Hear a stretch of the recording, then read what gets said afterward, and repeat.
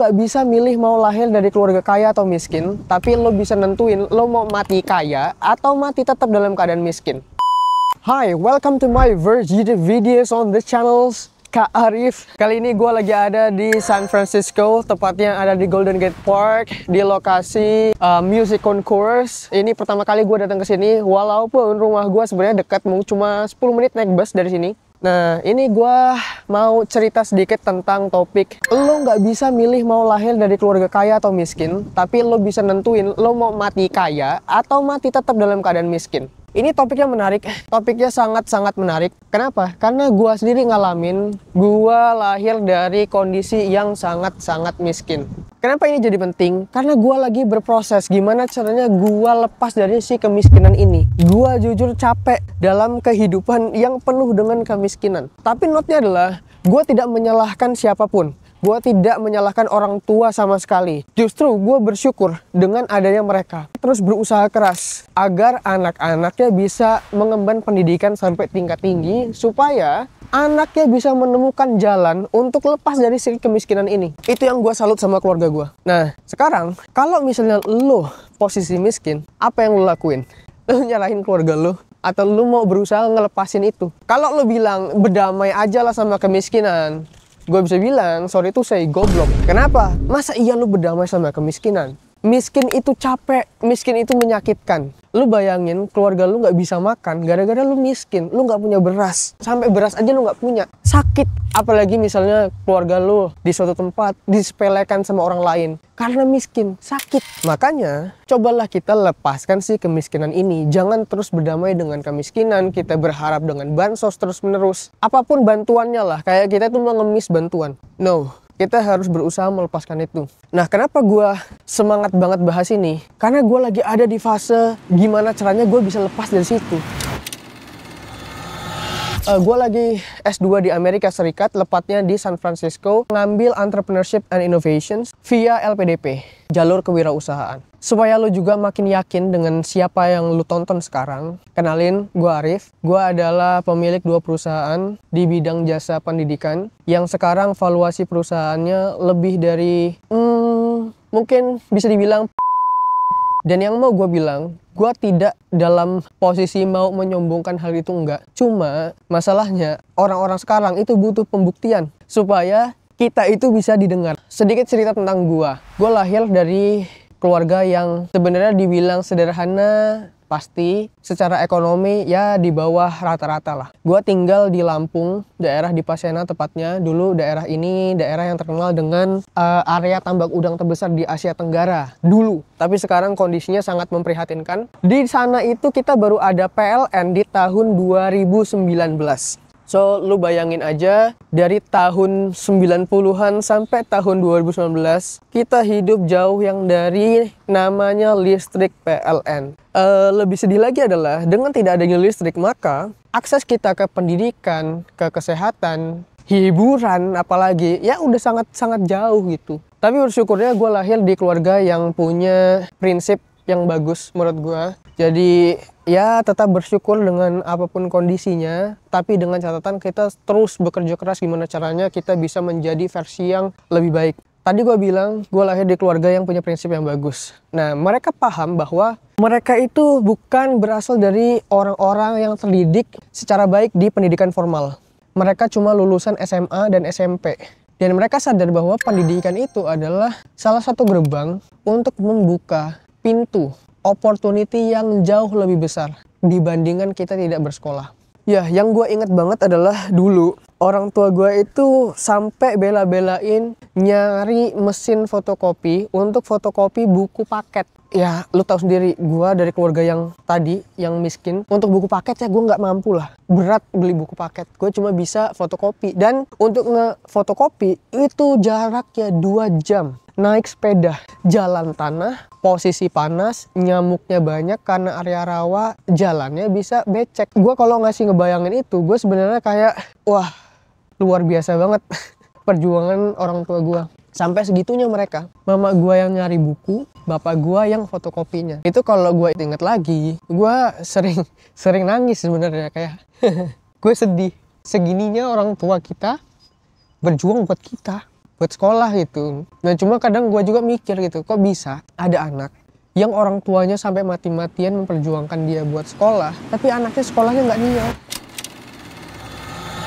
Jadi sebenarnya kenapa sih kok banyak dari kita atau orang-orang di luar sana yang lahir miskin dan matinya tetap miskin? Ya sebenarnya gue ngelihat ada 2-3 hal. Yang pertama, kita itu kurang exposure terhadap edukasi keuangan. Ngomongin masalah finansial, orang miskin mah jauh dari kata literated gitu ya. Terliterasi tuh jauh banget. Ya mereka nggak tahu tuh apa itu investasi. Ya mungkin tahu lah kayak beli tanah, cuma dia nggak paham investasi itu seperti apa saja instrumennya, nanti itu buat apa. Ya paling mentok dia pengetahuannya cukup di menabung lah. Menabung juga paling bisanya berapa. Dan banyak yang dihabiskan uangnya untuk hal-hal yang sebenarnya nggak produktif atau cuma konsumtif doang. Ada gengsi, temennya beli motor, ikut beli motor, padahal duitnya cuma segitu. Ada lihat temennya beli HP baru, ini ribut, minta beli HP baru. Ya gitu-gitu aja. Atau habis di rokok, atau habis di minum. Ya itu, masalahnya di situ. Karena mereka nggak punya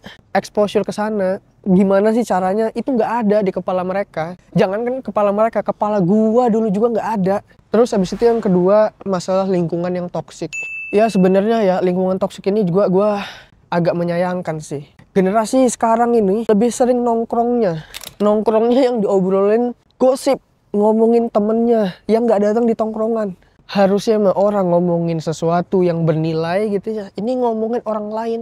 Itu tongkrongan sampah. Kalian gak akan tumbuh dengan tongkrongan yang kayak gitu. Nongkrong ngapain? Ngerokok, ngopi, minum, ngomongin orang, ngomongin cewek misalnya. Ya udah gitu aja. Itu yang sebenarnya bikin ya kita ini yang dari orang miskin gak tumbuh karena lingkungannya toksik. Makanya lu harus ganti lingkungan. Lu pindah circle, cari circle yang lain. Dan yang ketiga, menurut gua adalah kita ini masih sering memposisikan diri sebagai victim. Ya gue miskinnya emang orang tua gue aja nih yang gak mengusahakan dulu bisa kaya. Nyalahin orang tuanya, nyalahin temennya, nyalahin siapapun. Dan kalau lu masih punya mental kayak gini, sampai kapanpun hidup lu gitu-gitu aja. Dan malah sebenarnya lu nyusahin orang lain sebenarnya.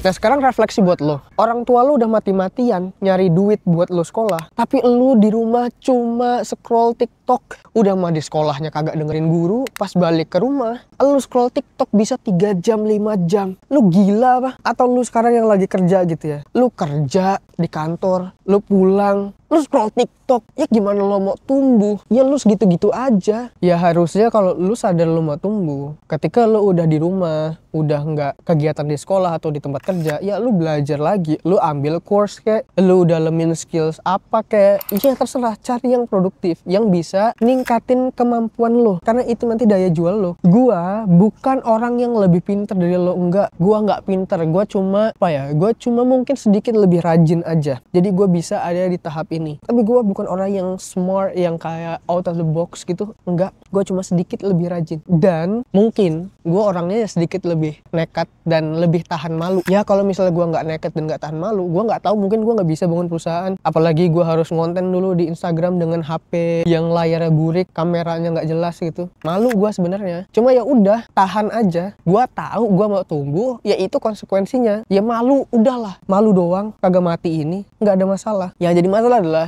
kalau sekarang hidup lu masih gini-gini aja selama 5 tahun terakhir. Coba lu lihat lagi, lu bayangin 5 tahun terakhir lu di posisi mana, sekarang lu di posisi mana. Kalau masih sama atau enggak signifikan perubahannya, lu salah. Lu harusnya mikir apa yang lu bisa lakukan, dan itu jangan sampai keulang lagi di 5 tahun ke depan.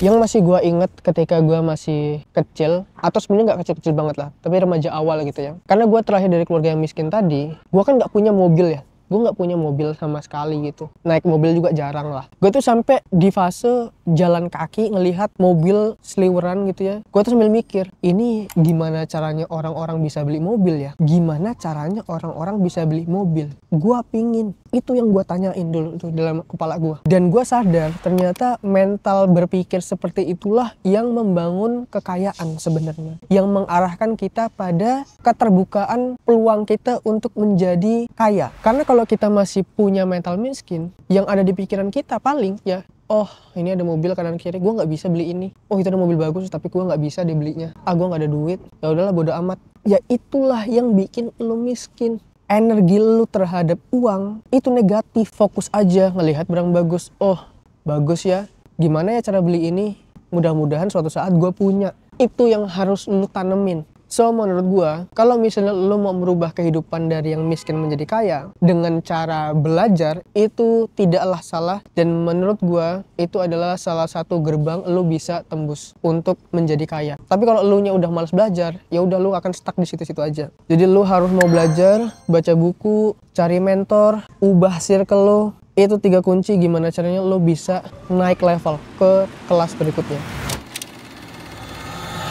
Sekali lagi, video ini dibuat bukan buat nyalahin orang tua atau tidak bersyukur dengan lahir di keluarga yang saat ini. Nggak ada sama sekali. Gue sangat-sangat bersyukur dan gue harap lo juga bersyukur bisa lahir di keluarga itu. Tapi lo jangan sampai berhenti di tahap itu. Lo harus tetap berjuang gimana caranya kehidupan lo sendiri seenggaknya bisa berubah. Dan setelah itu lo bisa ngangkat derajat keluarga lo. Kalau lo relate sama cerita gue, coba share di kolom komen. Siapa tahu kita bisa sharing-sharing bareng di kolom komen ataupun di grup komunitas yang nantinya akan gue buat. Cerita lo akan bermanfaat buat orang-orang lainnya yang baca komen lo. Oke, see you di next video. Bye.